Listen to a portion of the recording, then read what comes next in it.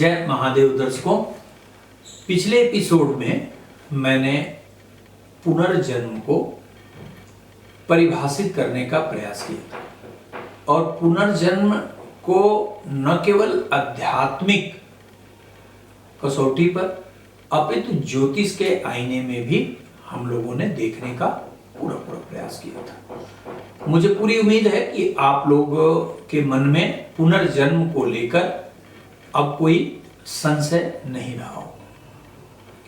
लेकिन उसी एपिसोड में मैंने ये कहा था कि चूंकि वह एपिसोड ज़्यादा बड़ा हो जाएगा, इसलिए मैं किसी दूसरे एपिसोड में मैं आपको पंचम भाव में स्थित ग्रह आपके पुनर्जन्म के विषय में क्या बताते हैं, ये स्पष्ट करने का प्रयास करूंगा।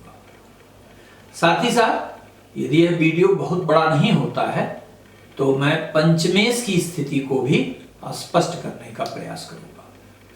तो और विलंब न करते हुए बस इतनी बात आपको जरूर हम स्मरित करा दें कि नवम भाव जन्म जन्मांतर के अच्छे बुरे कार्यों के समिष्टि का अंश व्यक्त करता है, जिसे हम प्रारब्ध करते हैं।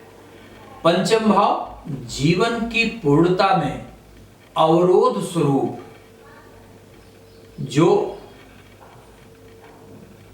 शेष बचता है वही पंचम भाव दिखाता है। पुनः बता दूं कि पंचम भाव जीवन की पूर्णता का अवरोध अथवा पिछले जन्म में जो इच्छा शेष रह गई उसको संयुक्त रूप से व्यक्त करता है। तो और विलंब न करते हुए हम सीधे आते हैं पंचम भाव पे और पंचम भाव में बैठे हुए ग्रहों पर। मैं पहले पंचम भाव में बैठे हुए अशुभ ग्रह पर चर्चा करता हूं और इसका ठीक विपरीत शुभ ग्रह का फल होगा, यह आप स्वतः ही समझ सकते हैं। तो जैसे सबसे पहले हम लेते हैं कि यदि पंचम भाव में सूर्य नामक ग्रह पापाक्रांत अवस्था में बैठा हुआ है तो यह क्या दर्शाता है? यह स्पष्ट करता है कि यदि सूर्य पंचम भाव में नकारात्मक पापाक्रांत दुर्बल अवस्था में बैठा हुआ है, अर्थात पाप स्वभाव उसका जागृत अवस्था में है, तो यह दर्शाता है कि पंचम भाव में आपकी पराक्रम से संबंधित लगभग सभी इच्छाएं शेष है। शासन सत्ता अधिकारवाद की जो प्रवृत्ति थी आपकी वह पूरी नहीं हुई। पिता से जो रिदम होना चाहिए वह आपका पूर्वजन्म में नहीं रहा। आपके अंदर नकारात्मकता सूर्य से संबंधित अर्थात शारीरिक रूप से आपके अंदर दृढ़ इच्छा शक्ति, शासनिक प्रवृत्ति, हृदय रोग से संबंधित विकार रहे हैं और जो आपकी जीवन की पूर्णता में अवरोध उत्पन्न किए हैं। सीधी भाषा में आप ये समझ लें कि यदि पिछले जन्म में आपका सूर्य से संबंधित कार्य शेष रह गया है तो पंचम भाव में वह पापाक्रांत सूर्य स्पष्ट करता है। सूर्य से संबंधित जितने भी पक्ष हैं, चाहे शासन का हो, पिता का हो, अधिकारवाद का हो, हृदय का हो, रीढ़ की हड्डी का हो, अर्थात जिन जिन चीजों का सूर्य कारक है उससे संबंधित जो डिजायर थी आपकी, जो इच्छाएं थी, वह अपूर्ण रह गई। ये स्पष्ट करता है। यदि चंद्रमा है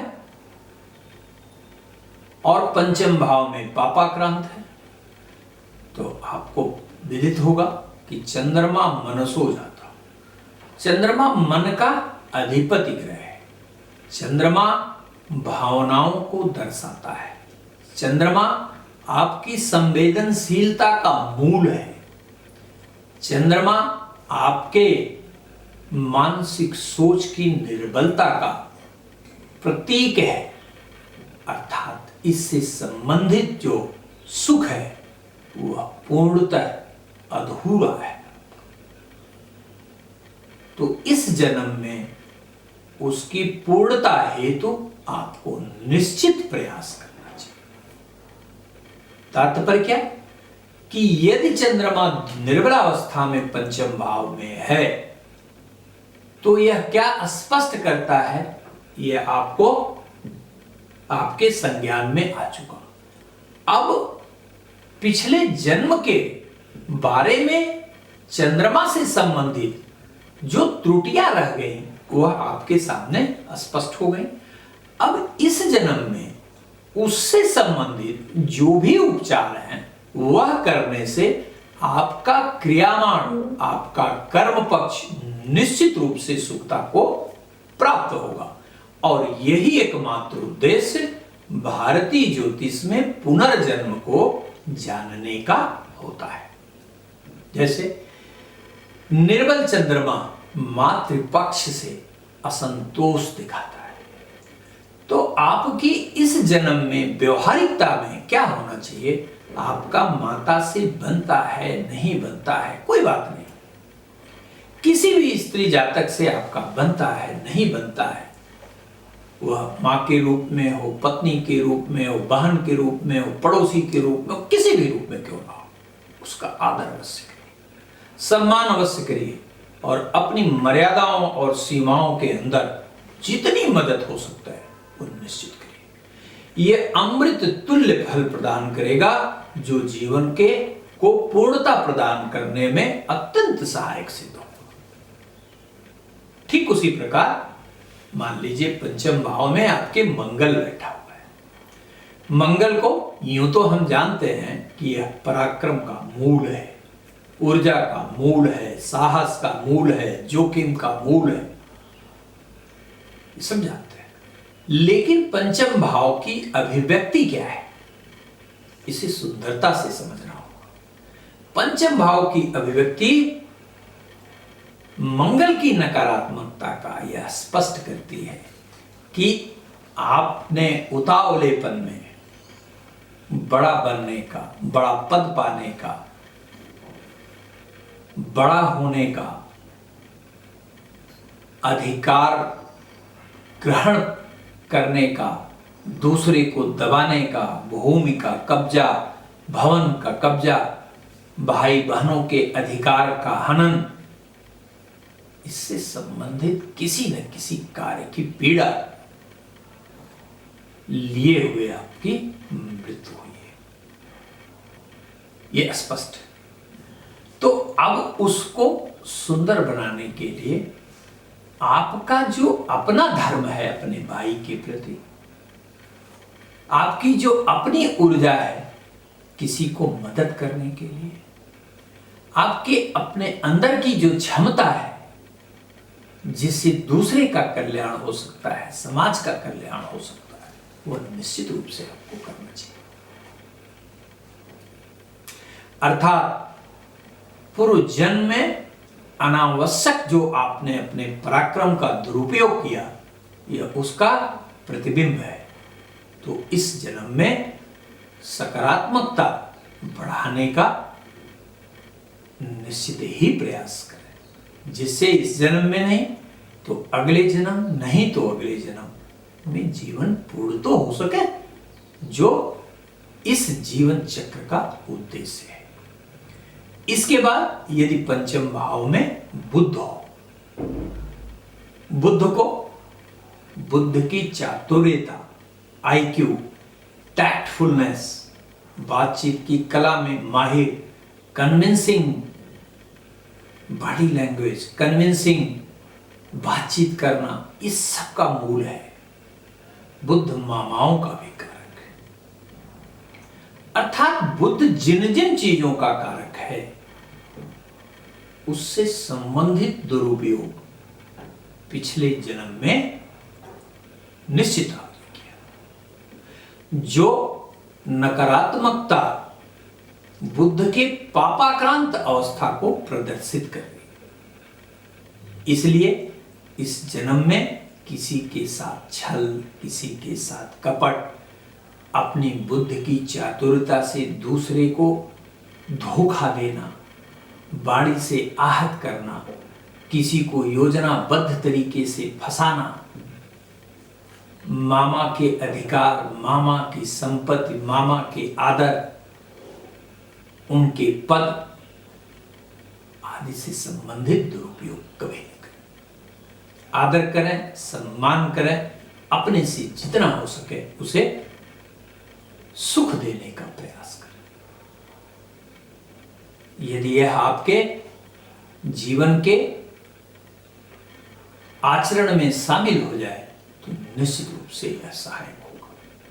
यदि पंचम में पापाक्रांत बृहस्पति है, अच्छा यहां मैं एक बात और दर्शकों आपको स्पष्ट करूं, मेरा पापाक्रांत से यह तात्पर्य कदापि नहीं है कि वह 0 डिग्री है, वह जो है दुर्बल अवस्था में जो है अपने है 1 डिग्री 2 डिग्री अस्त है, फला है, इससे मतलब नहीं है मेरा। पापाक्रांत एक व्यापक शब्द है। पापाक्रांत सिर्फ इस बात से नहीं कह सकते कि अगर कोई ग्रह 0 डिग्री का है तो आप पापी कह दीजिए, दुर्बल कह दीजिए, ये नहीं, ठीक नहीं है।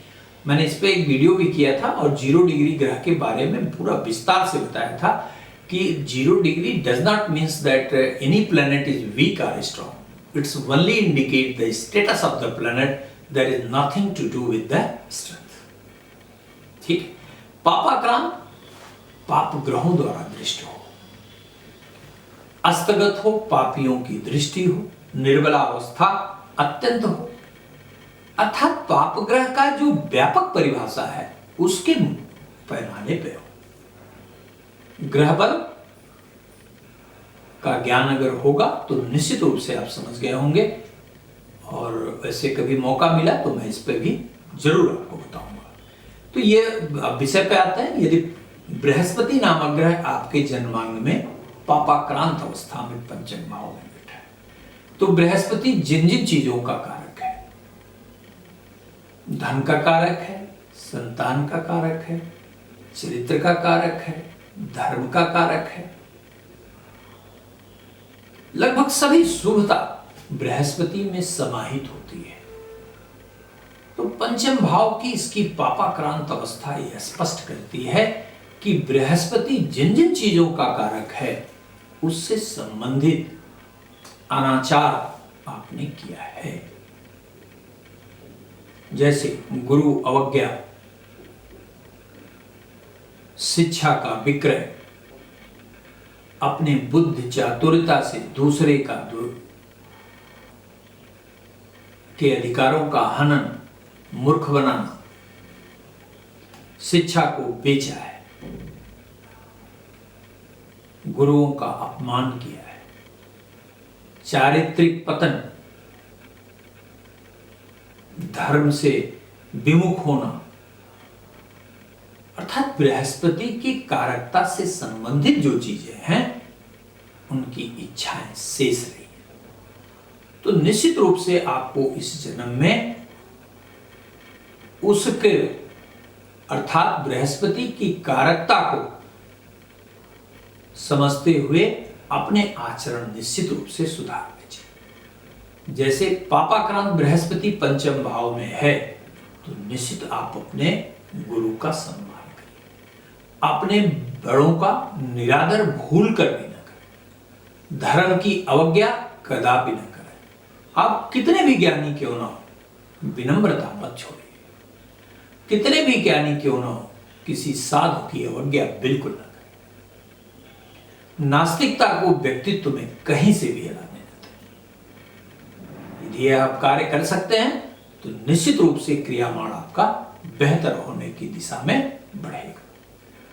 शुक्र, यदि शुक्र पापाक्रांत हो तो शुक्र नामक ग्रह समस्त सौंदर्यता का जहां मूल है वहीं आपके अंतःकरण की निर्मलता का भी सूचक है। भोग का भी कारक है।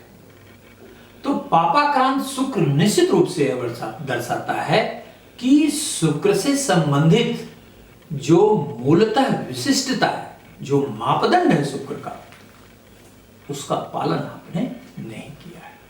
वह या तो चारित्रिक विकार के रूप में हो, वैभव के भोग के रूप में हो, सौंदर्य मर्दन के रूप में हो, चारित्रिक दुर्बलता के रूप में हो, वह किसी भी रूप में क्यों ना हो,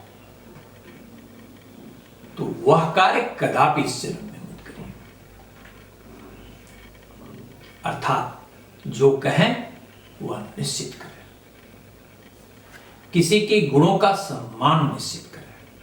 मुख्य रूप से स्त्रियों का मान अवश्य रखें, स्त्री को धोखा कदापि नहीं दें, प्रकृति से प्रेम करना सीखें। वृक्षारोपण, दान, यह आपके लिए सहायक सिद्ध हो सकता है। शुक्र के मंत्र जाप, शुक्र से संबंधित वस्तुओं का दान, शुक्र के कारण जो भाग्यावरोध है वह समाप्त करेगा, इसमें कोई संशय नहीं। अब आखिरी ग्रह आता है आपका कि यदि पंचम भाव में पापाक्रांत शनि हो, अत्यंत निर्बल अवस्था को प्राप्त हो, तो शनि सेवा का मूल है, शनि कठोरतम परिश्रम का मूल है, शनि लगातार संघर्ष करने का प्रतीक है, शनि दर्शन का प्रतीक है, शनि मंत्र ज्ञान का प्रतीक है, शनि तंत्र का प्रतीक है, शनि लोकतंत्र का प्रतीक है, बहुत सारे चीजों का शनि कारक है। तो अब बताने की मेरे ख्याल से आवश्यकता नहीं होगी कि शनि जिन जिन चीजों का कारक है उससे संबंधित अनाचार आपने निश्चित किया है। जो पंचम भाव में शनि के पापाक्रांत अवस्था को से प्रतिबिंबित होता है, इसलिए तत्संबंधी कार्य कदापि न करें। जो मानक है वही कार्य करें। निश्चित रूप से शनि के कारण जो संभावित अवरोध भाग्य में है वह अपने आप समाप्त होगा, और इस अवस्था में निर्बलों की सहायता अत्यंत सहायक सिद्ध हो सकती है। समाज को उत्थान की तरफ ले जाना निश्चित रूप से सहायक सिद्ध हो सकता है। तो यह आचरण जरूर करें। कहीं भी हो, किसी भी सामर्थ्य में बैठे हो, आप चाहे नेता हो, अधिकारी हो, बेरोजगार हो, कुछ भी हो, किसी भी अवस्था में हो, अपने से निर्बल को थोड़ा उठाने का प्रयास करें, समाज में निस्वार्थ योगदान करने का प्रयास करें। आप देखेंगे कि शनि के द्वारा जो भी असंतुलन आपके जीवन पथ पर पैदा हुआ वह समाप्त होने की दिशा में बढ़ने लगे। अब आता है दो छायाग्रहों का विवरण, जिसे राहु और केतु के नाम से जाना जाता है।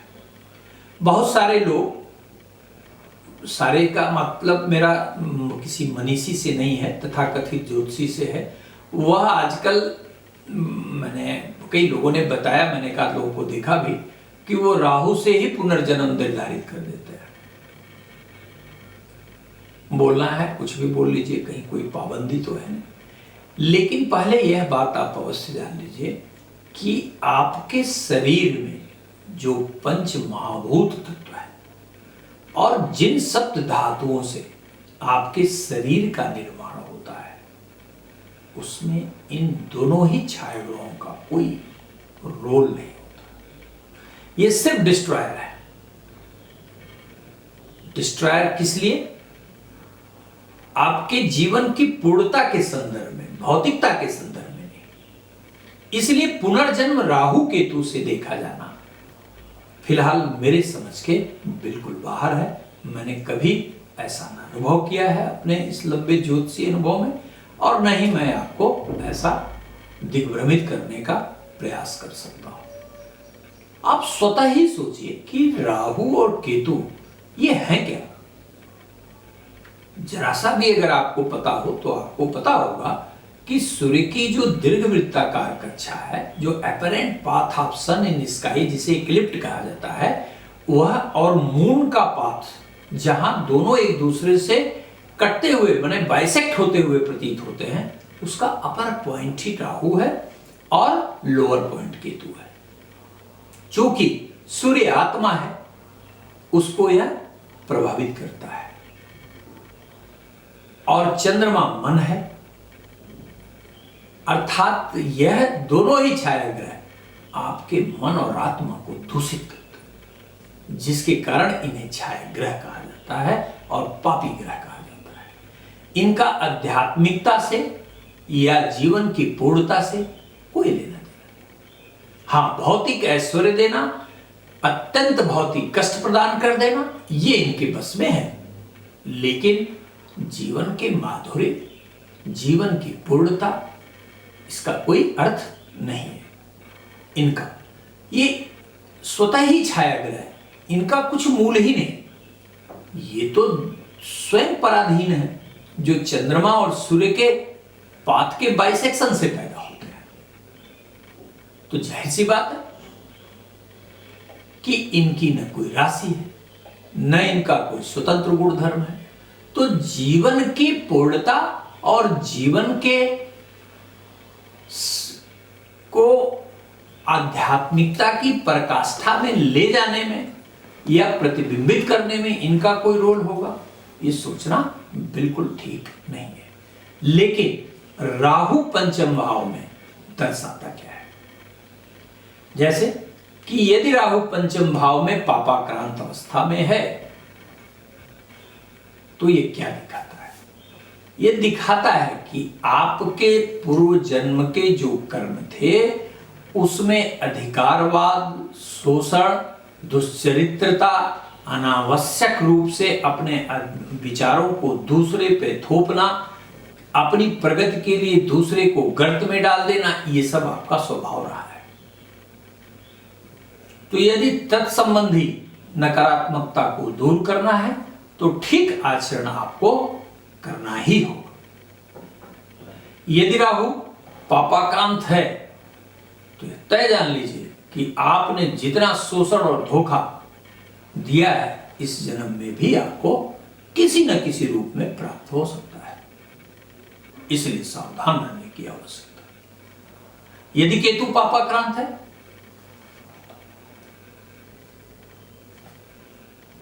तो नास्तिकता, धर्म से विमुख होना, नशे का सेवन करना, जीवन में असमंजस की सदैव स्थिति बना रहना, what to do and what to not do, ये हमेशा आपका पीछा करता रहेगा।